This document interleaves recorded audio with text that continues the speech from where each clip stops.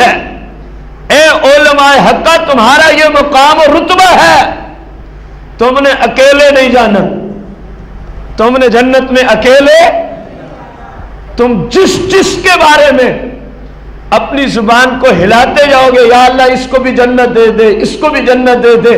اے علماء تم پہلے لوگوں کی سفارش کرو, ان کی شفاعت کرو. جس کے بارے میں تم مجھ سے جنت مانگو گے میں رب تمہارے علم کی برکت سے اس کو جنت عطا فرما دوں گا. علماء کی تو یہ شان. اور ادھر جبریل کہہ رہے ہیں خطباء امتک یا رسول اللہ, اے اللہ کے رسول یہ آپ کی امت کے خطیب و واعظین ہیں جن کو آپ جہنم میں دیکھ رہے ہیں. کون سے؟ الذین یقولون ما لا یفعلون. یا رسول اللہ تھے تو خطیب, تھے تو علامہ فہم, لیکن الذین یقولون سٹیجوں پہ بیٹھ کے جو کچھ لوگوں کو سمجھایا کرتے تھے, ما لا یفعلون خود اس شریعت پہ ان کا عمل نہیں ہوتا تھا, اس لیے رب نے ان کو یہ سزا دے رکھی ہے. الذین یقولون ما لا یفعلون, یہ وہ خطیب ہیں, یہ وہ میلاد پڑھنے والے ہیں, یہ وہ لوگوں کی جیبوں سے پیسے نکالنے والے دنتے ہیں جو صرف پیسوں کی غرض سے جایا کرتے تھے.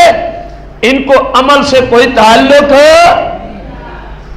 آج ایسے خطبہ آپ کو کثیر نظر آئیں گے, مردوں میں بھی. اور میلاد پڑھنے گئی ہوئی ہے اور پلکنگ کرائی ہوئی ہے, لعنت نہیں ہے ایسی عورت پہ, پڑھ میلاد رہی ہے, آپ روئیں بریک کرا کے کھڑی ہے, پڑھنے میلاد گئی ہے, لومڑی کی طرح اپنے ناخنوں پہ ناخن اور چڑھائے ہوئے ہیں, پڑھنے میلاد گئی ہے. اس کا لباس دیکھو ٹائٹ یا اتنا بریک کہ پورا جسم کی وجہ قطع نظر آ رہی ہے.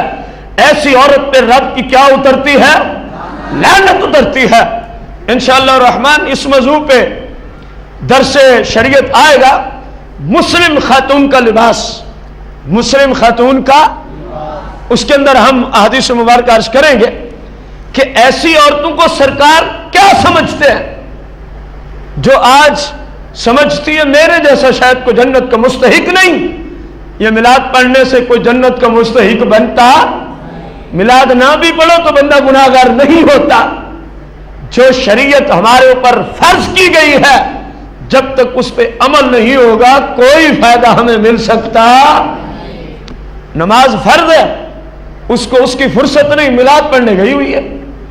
بلانے والے بے وقوف ہے, ایسے چول انسان کو جو نماز نہ پڑھتا ہو, اگر عورت ہے پردہ نہ کرتی ہو, اس کی وجہ قطع مسلمانی والی نہ ہو, اس کو اپنے گھر میں میلاد پڑھانے کے لیے بلانا گناہ ہے, گناہ ہے.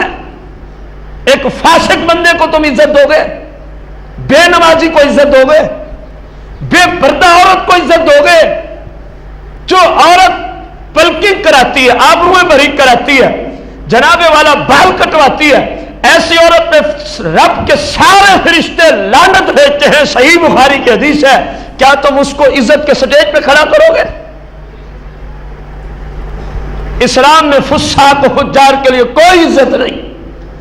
عزت ہے اللہ والوں کے لیے, متقی و پرہیزگار لوگوں کے لیے عزت ہے. میرے بھائی اسلام کے اصول سیکھنا بڑا ضروری ہے. صرف کہانیاں سنا کے جنت کے مستحق بننے والے بھولے ہوئے ہیں.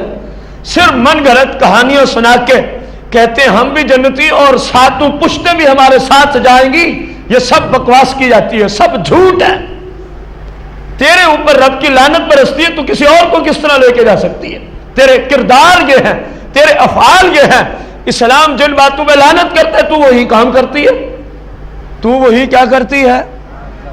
تو اللہ نے فرمایا علم بھی ہو وعامل صالحہ, اور ساتھ ساتھ شریعت کے مطابق عمل بھی ہو, تو پھر عالم کا وہ رتبہ ہے کہ فرشتے آسمانوں میں, فرشتے اس عالم کو کس لقب سے یاد کرتے ہیں؟ جو شریعت کا عالم بھی ہے اور شریعت کا عامل بھی ہے. علم کے ساتھ ساتھ عمل بھی. تو آسمانوں پہ اس بندے کا نام عظیم رکھا جاتا ہے. آسمانوں میں جو فرشتے ہیں اس مرد کلندر کا کیا نام رکھتے ہیں؟ یہ ہے عظیم شخص اللہ کی بندوں میں سے اس وقت فلاں علاقے میں عظیم سے عظیم شخص یہ ہے. یہ باقاعدہ حدیث پاک ہے. کس کو کہتے ہیں فرشتے عظیم؟ جو علم بھی رکھتا ہو اور ساتھ ساتھ شریعت کے مطابق. بھائی میں کسی کو کہوں یہ بڑی عزت کا مالک ہے، میرے کہنے سے کسی کو کیا عزت ملے گی؟ آپ کہیں جی فلاں بڑی عزت کا مالک ہے، آپ کے کہنے سے اللہ کی جناب میں کسی کو عزت ملتی؟ جس کو اللہ عزت دے عزت والا وہی ہوتا ہے. اور آپ کو پتا ہے کہ فرشتے اللہ کے حکم کے سوا کوئی کام کرتے؟ جب فرشتوں نے کہا کہ یہ عظیم شخص ہے تو گویا اللہ نے ان کو کہا کہ اس کو یوں یاد کرو، جو عالم بھی ہو اور عامل شریعہ بھی ہو. اللہ فرماتا ہے یہ ہے عظیم اور عزت دار شخص، یہ ہے عظیم اور عزت والا شخص یہ ہے.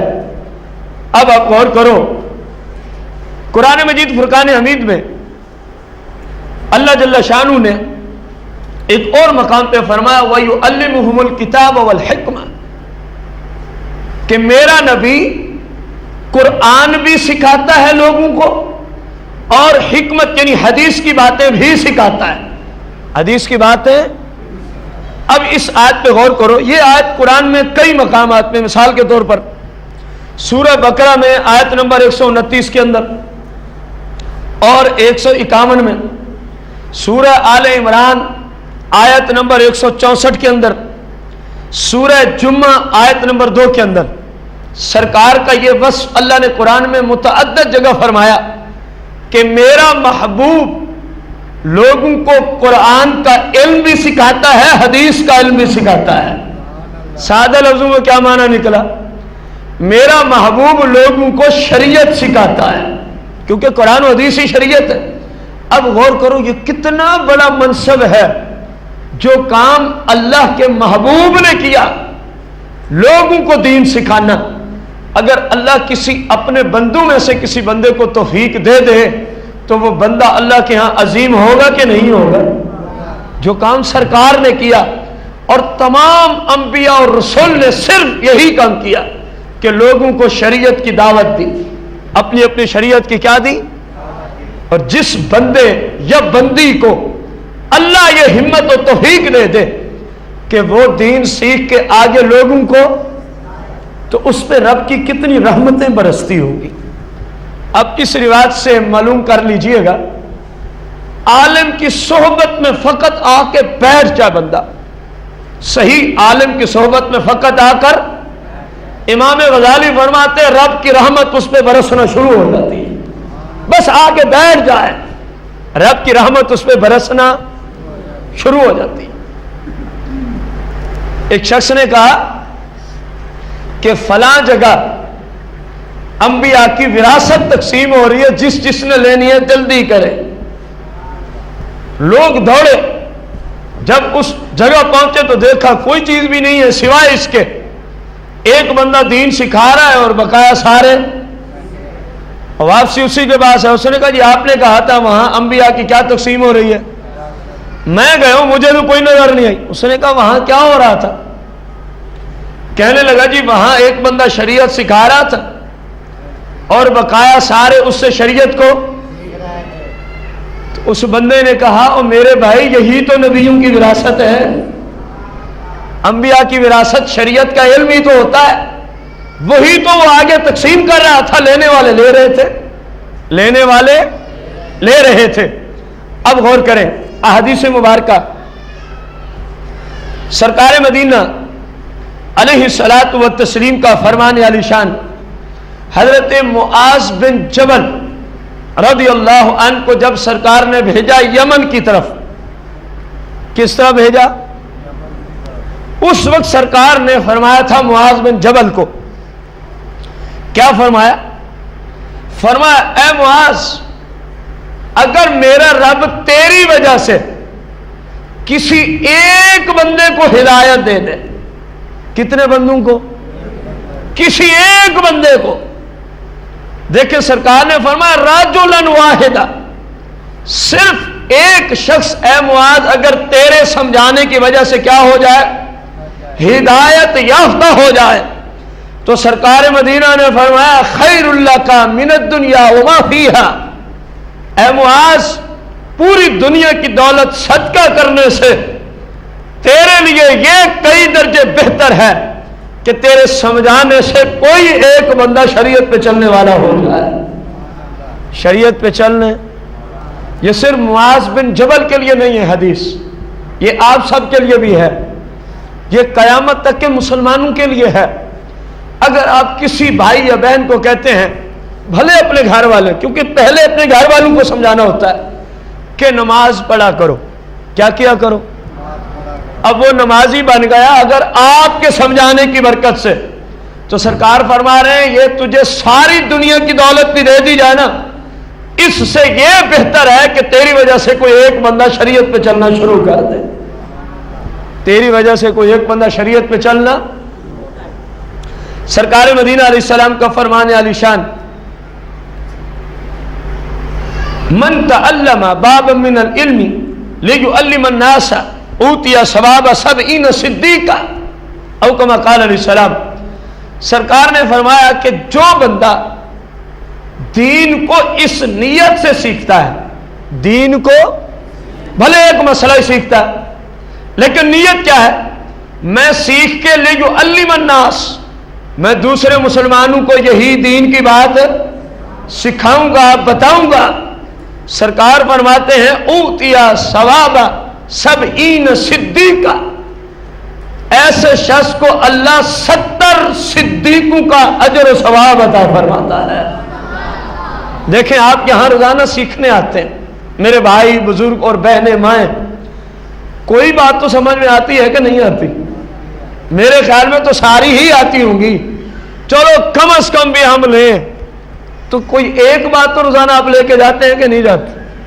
وہی کسی کو سکھا دیں، وہی بات آپ کسی کو، تو سرکار نے فرمایا اوتیا ثواب 70 صدیقا، ایک شریعت کی بات سکھانے کا، سکھانے والے کو 70 صدیقوں کے برابر اللہ اجر و ثواب عطا فرما دیتا ہے۔ اگلی حدیث پہ غور کریں،